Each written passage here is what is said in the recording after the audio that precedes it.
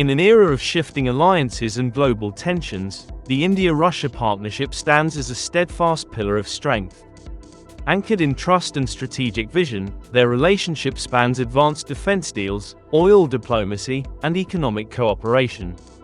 Rooted in history, yet evolving to meet the demands of a changing world, this enduring alliance is not just a legacy of the past, but a dynamic force shaping the future, driven by shared determination and resilience against global challenges. However, this partnership has faced challenges, particularly due to the ongoing Ukraine-Russia war. While global sanctions on Russia and increasing Western pressure initially impacted their defense ties, causing some slowdown, but Indian Defense Minister Rajnath Singh's recent visit to Russia reaffirmed the strength of this bond.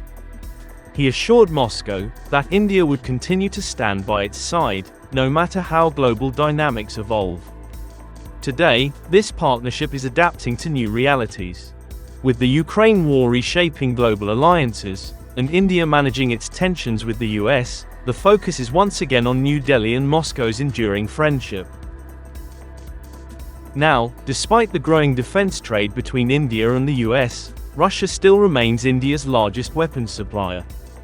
In fact, over the past decade, about 62% of India's defense imports have come from Russia. Other key suppliers include France, 11%, the United States, 10%, and Israel, 7%. This defense partnership is about much more than just buying weapons. It's about deepening collaboration in technology transfer and joint ventures, areas where Russia has been more committed than other countries. For example, the Indian Air Force is currently facing delays in the delivery of Tejas Mark 1A jets due to engine supply issues with General Electric. Only 2-3 jets are expected to be delivered in 2024-25, far short of the promised 16. Russia, on the other hand, has been more open to sharing advanced military technology with India. Projects like the BrahMos supersonic cruise missile, the licensed production of T-90 tanks, and Su-30 Mki fighter jets are prime examples of this collaboration. Notably, the BrahMos missile has even been exported to third countries, highlighting the strength of this partnership. As Indian Defense Minister co-chaired the 21st session of the India-Russia Intergovernmental Commission on Military and Military Cooperation, with Russian Defense Minister Andrei Belousov, his visit to Russia also coincided with the commissioning of INS Tushel, a multi-role stealth-guided missile frigate, at the Yantar shipyard in Kaliningrad. The Indian Navy is receiving several more such warships, with INS Tamal, the next frigate, expected to be delivered in 2025. These two warships, however, are the last ones India is having built in foreign shipyards. Meanwhile, Goa Shipyard Limited is constructing two follow-on Talwar-class frigates. For these, India directly procured gas turbine engines from Ukraine after Kyiv stopped military exports to Russia in 2014. GSL has already launched the first frigate, Triput. On the air defense front, India is set to receive the last two units of the S-400 missile system by 2025, delayed due to the Ukraine war. Beyond this, New Delhi and Moscow are negotiating a $4 billion deal for Russia's Voronezh radar system, which has a detection range of 6,000 to 8,000 kilometers. This radar is part of Russia's missile defense and space surveillance network, designed to detect incoming ballistic missiles, aircraft, or other aerial threats. It works by confirming or refuting threats identified by satellites, such as mass launches of intercontinental ballistic missiles, and provides critical information for interception. The Voronezh radar will significantly enhance India's air defense, complementing the S-400 systems by increasing detection range from 600 kilometers to over 6,000 kilometers. The combination of these systems will give India a comprehensive shield against any air-based threats, especially from adversaries like China. Moreover, the radar's far-reaching coverage will allow India to keep a close watch on Chinese missile and air activities in Tibet and Xinjiang, and will enable India to monitor vast areas of the Indo-Pacific and Indian Ocean. 60% of the system will be manufactured in India, under the Make in India initiative, involving around 50 Indian companies. Russia has been a unique defense partner, sharing sensitive military technologies that other nations have hesitated to provide.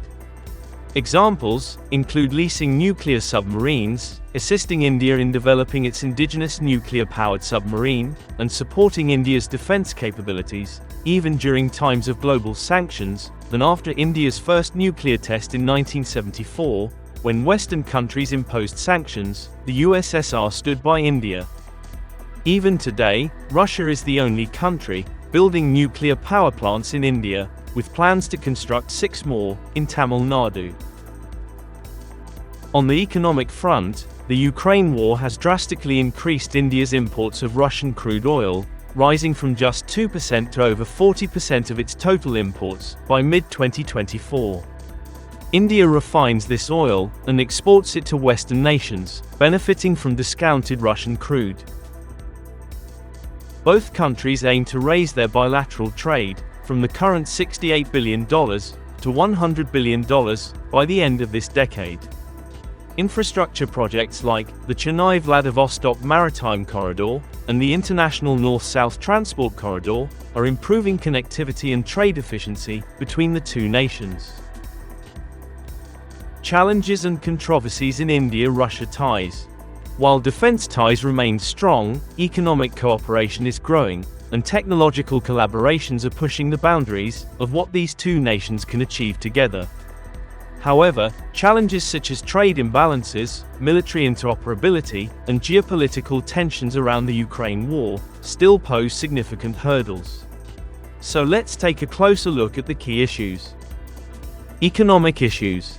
Out of the $68 billion trade between the two countries, $60 billion comes from India's crude oil imports. This has created a problem, as Russia ends up with large amounts of Indian rupees.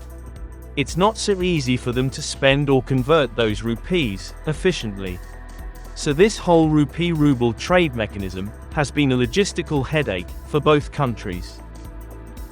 Indian nationals in Ukraine conflict. Some Indian citizens have reportedly been duped into fighting for Russia in the Ukraine war. For instance, Tejpal Singh, an Indian who died in Zaporizhzhia, Ukraine, was posthumously granted Russian permanent residency for his family. This raises concerns about India's unintended association with Russia's military actions, as such incidents could imply indirect involvement in the conflict. Decreasing military cooperation. India and Russia's military ties have weakened since the Ukraine war. Key joint military exercises, like Indra, haven't taken place since 2022.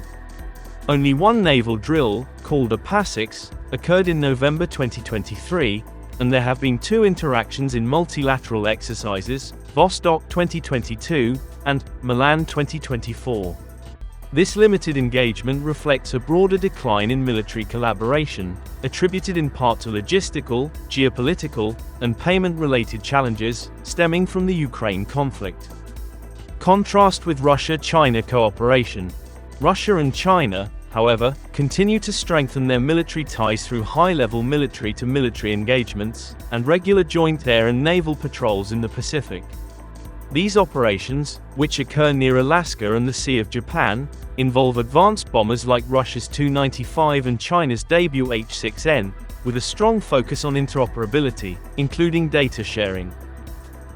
As India continues to carve out its role on the global stage, it faces the delicate task of balancing its relationships with both Russia and the United States. While Russia and China have sustained a robust military partnership, India's military ties with Russia have noticeably cooled in recent years. This growing gap in defense cooperation could emerge as a significant challenge, especially as global alliances evolve and power dynamics shift.